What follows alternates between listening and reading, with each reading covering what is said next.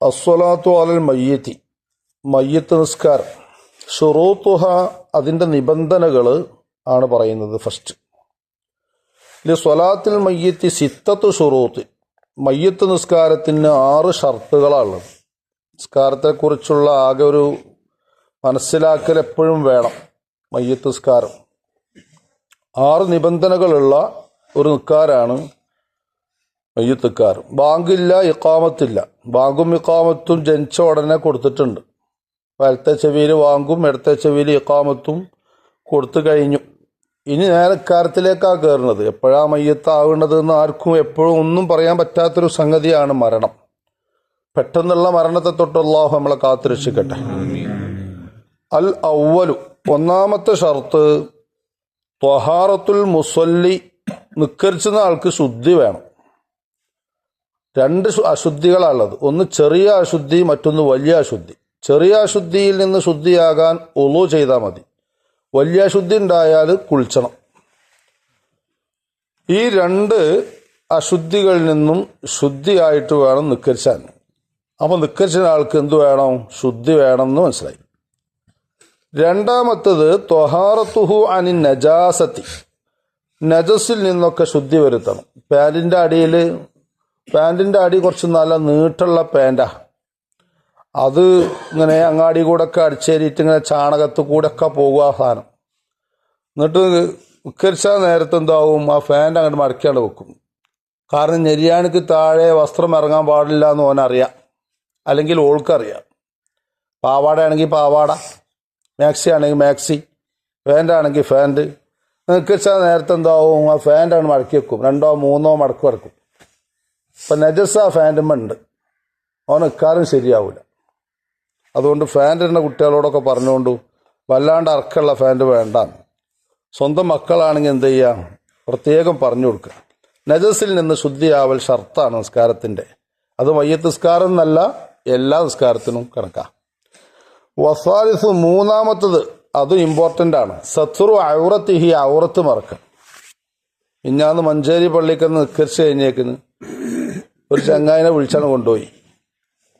ചങ്ങായി, എൻ്റെ അടിവസ്ത്രം ഞങ്ങൾക്ക് കാണാനുള്ള, എൻ്റെ അടിവസ്ത്രം ഞങ്ങൾക്ക് കാണണ്ട.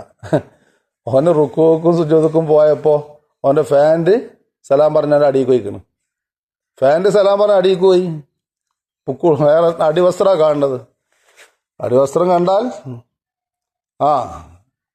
അപ്പോൾ ഓന് പറഞ്ഞു, ഞാൻ ട്രൗസർ കൊണ്ട് ഔറത്ത് ഇറക്കലായിരുന്നു, പറ്റൂലായിരുന്നു.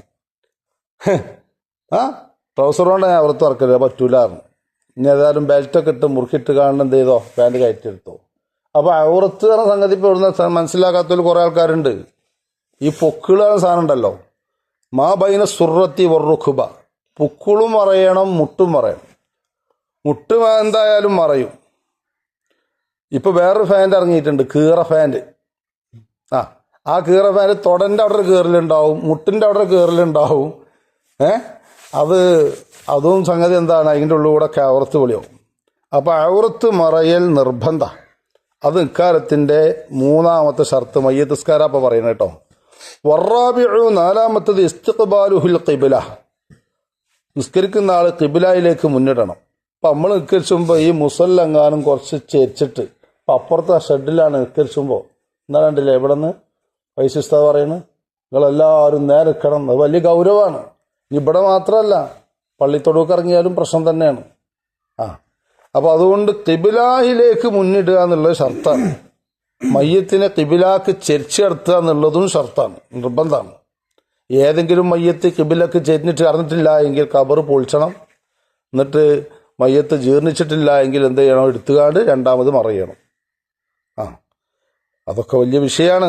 ഖിബ്ലക്ക് മുന്നിടണം. നാലാമത്തത് വൽഖാമിസു, അഞ്ചാമത്തത് തഖദ്ദുമു തുഹരിൽ മയ്യത്തി, മയ്യത്ത് കുളിപ്പിക്കണം. മയ്യത്തിനെ കുളിപ്പിച്ചിട്ട് നിസ്കരിച്ചാൽ പറ്റുള്ളൂ. മയ്യത്തിൻ്റെ ശുദ്ധി മുൻകടക്കണം. അപ്പോൾ കുളിപ്പിച്ച മയ്യത്തിൻ്റെ മേലാണ് നിസ്കരിക്കേണ്ടത്, കുളിപ്പിക്കാത്ത മയ്യത്തിൻ്റെ മേൽ നിസ്കരിക്കാൻ പറ്റൂല. ആറാമത്തത് എഴുത്തിബാറുൽ മയ്യത്തി ക ഇമാമിൻ, ഇമാമിനെ പരിഗണിക്കും പോലെ മയ്യത്തിനെയും പരിഗണിക്കണം. എങ്ങനെ ഇമാമിനെ പരിഗണിക്കുക? ഇമാം എപ്പോഴും മുമ്പിലാണ് നിൽക്കേണ്ടത്. എന്ന മാതിരി മയ്യത്തും നമ്മളെ നിസ്കാരത്തിൻ്റെ മുമ്പിലാണ് കിടത്തേണ്ടത്. മയ്യത്തിനെ എഴുത്തിബാർ ചെയ്യണം, പരിഗണിക്കണം. അതുകൊണ്ട് ഫലാ യതഖദ്ദമു അലൈഹി ഫിൽ മൗഖിഫി, നൃത്തത്തില് മയ്യത്തിനേക്കാൾ നമ്മൾ മുൻകടക്കാൻ പാടില്ല. മയ്യത്ത് നമ്മളെ മുമ്പിൽ, ഇമാമ് നമ്മളെ മുമ്പിലാണ് എന്നതുപോലെ മയ്യത്തും നമ്മുടെ മുമ്പിലാണ് കടത്തേണ്ടത്, ബാക്കിലല്ല. ഈ 6 ഷർത്തുകളാണുള്ളത്. ഇൻഷാ അല്ലാഹ് വിഷയം തുടരും. ഇനി കിണറ്റിക്ക് ചാടിയ മയ്യത്തിനെ പറ്റി പറയാനുണ്ട്, കടലിൽ മുങ്ങി മരിച്ച മയ്യത്തിനെ കുറിച്ച് പറയാനുണ്ട്, ബിൽഡിംഗ് പൊളിഞ്ഞാടിയിട്ട് അതിൻ്റെ ഉള്ളിൽ കിടക്കുന്ന മയ്യത്തിനെ കുറിച്ച് പറയാനുണ്ട്, അവർക്കൊക്കെ നിസ്കാരം ഉണ്ടോ, നിസ്കരിക്കണോ എന്നൊക്കെ പറയാനുണ്ട്. നാളെ ഇൻഷാ അല്ലാഹ് തുടരും. അല്ലാഹു സുബ്ഹാനഹു വ തആല ഖൈറായതൊക്കെ മനസ്സിലാക്കാനുള്ള തൗഫീഖ് ചെയ്യട്ടെ. നല്ല തണുപ്പുണ്ട് അല്ലേ? ചായൻ്റെ വില അങ്ങനെ കൂടിയതാണ്. ഇന്ന് ബാവട്ടിയാക്കാൻ്റെ വീട്ടിൽ നിന്നാണ്. അൽഹംദുലില്ലാഹ്, ഉമ്മാക്ക് അള്ളാഹു അതിൻ്റെ കൂലി എത്തിച്ചു കൊടുക്കട്ടെ. നല്ല സ്വതക്കുള്ള ടൈമാണ്. കുടിച്ചണോല് സന്തോഷത്തോടെ കുടിച്ചത് അൽഹംദുലില്ലാഹ് പറഞ്ഞ് പോവുക. റാഹത്താണത്. രാവിലെയുള്ള അത് വരുമ്പോൾ കുടിച്ചാൽ മതിട്ടാ, വരുത്താൻ നിൽക്കൂല, ആരെയും ഏൽപ്പിക്കും വേണ്ട, സ്വമേധയാ സ്വന്തം വരുന്ന ചായയാണത്. അപ്പോൾ അതുകൊണ്ട് ഇൻഷാ അല്ലാഹ് ദുആ ചെയ്യാം. അൽഹംദുലില്ലാഹി റബ്ബിൽ ആലമീൻ. اللهم صل على سيدنا محمد وعلى آل سيدنا مولانا محمد. അർഹം റഹ്മാനായ അൽമലിക്കുൽ ജബ്ബാറായ അള്ളാഹുവെ, ഈ നല്ല സമയത്തുള്ള പ്രാർത്ഥന നീ കബൂലാക്കണേ അല്ലാഹ്. അള്ളാഹുവെ, ഇരുട്ടും തപ്പി വന്നവരാണ് ഇവരൊക്കെ. നാളെ സിറാത്ത് എന്ന പാലം വെളിച്ചത്തിൽ കടക്കാനുള്ള വരവാക്കി മാറ്റണേ അല്ലാഹ്. റഹ്മാനായ റബ്ബെ, ഓരോ ഘട്ടങ്ങൾ ഞങ്ങൾക്ക് വരാനുണ്ട്. മരണവും മരണാനന്തര ജീവിതവും എല്ലാം സുഖകരമാക്കി തരണേ റഹ്മാൻ. പരിശുദ്ധമായ റജബിൻ്റെ ആദ്യ രാവുകളാണ്, ആദ്യ ദിനങ്ങളാണ് ഞങ്ങളിലൂടെ പോയിക്കൊണ്ടിരിക്കുന്നത്. ഒരു തെറ്റിലേക്കും അറിഞ്ഞും അറിയാതെയും ഞങ്ങളെ നീ പോയിപ്പിക്കല്ല അല്ലാഹ്. ഞങ്ങൾക്ക് നീ കാവൽ നൽകണേ അല്ലാഹ്. വിശുദ്ധമായ റജബിൻ്റെ പവിത്രതയെ മാനിച്ചുകൊണ്ടുള്ള ജീവിതം നയിക്കാനുള്ള തൗഫീഖ് നൽകണേ അല്ലാഹ്. ശഅബാനും റമളാനും ഞങ്ങൾക്ക് നീ എത്തിക്കണേ അല്ലാഹ്. അള്ളാഹുവെ, ഞങ്ങളെ എല്ലാ ഹലാലായ മുറാദുകളും നീ ഹസിലാക്കി തരണേ അല്ലാഹ്. രോഗികൾക്കൊക്കെ ആജിലായ ശിഫ നൽകണേ അല്ലാഹ്. പള്ളിപ്പണി എത്രയും പെട്ടെന്ന് പൂർത്തിയാക്കി തരണേ അല്ലാഹ്. അതിലേക്ക് സഹായിച്ചവരെ നീ അകമഴിഞ്ഞ് സഹായിക്കണേ അല്ലാഹ്. ആഖിബത്ത് നന്നാക്കി തരണേ അല്ലാഹ്. വീട്ടിലും കുടുംബങ്ങളിലും നീ ഐശ്വര്യം നൽകണേ അല്ലാഹ്.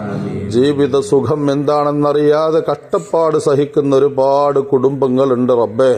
അവർക്കൊക്കെ നീ ഖൈറുകൾ നൽകണേ റഹ്മാനെ. റഹ്മാനായ റബ്ബെ, വിദേശത്തേക്ക് പോകാൻ നിൽക്കുന്നവരും പോയവരും ജോലിക്ക് പോയവരും ജോലി ഇല്ലാതിരിക്കുന്നവരൊക്കെയുണ്ട്.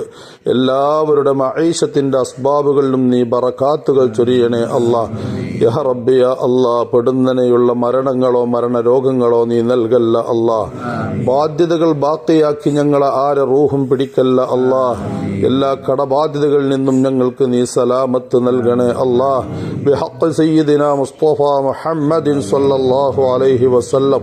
ربنا آتنا في الدنيا حسنة وفي الآخرة حسنة وقنا عذاب النار. ربنا تقبل منا إنك أنت السميع العليم وتب علينا إنك أنت التواب الرحيم. آمين برحمتك يا أرحم الراحمين. بفضل صلى الله على محمد صلى الله عليه وسلم. صلى الله على محمد صلى الله عليه وسلم. اللهم صل على محمد يا رب صل عليه وسلم. ഈ ചായ ഇടുന്ന വീട്ടുകാരുടെ എല്ലാവിധ സദുദ്ദേശങ്ങളും നീ നിറവേറ്റി കൊടുക്കണേ റഹ്മാനെ. ആമീൻ ബിറഹ്മതിക യാ അർഹമർ റഹീമീൻ. തഖബ്ബലല്ലാഹ്.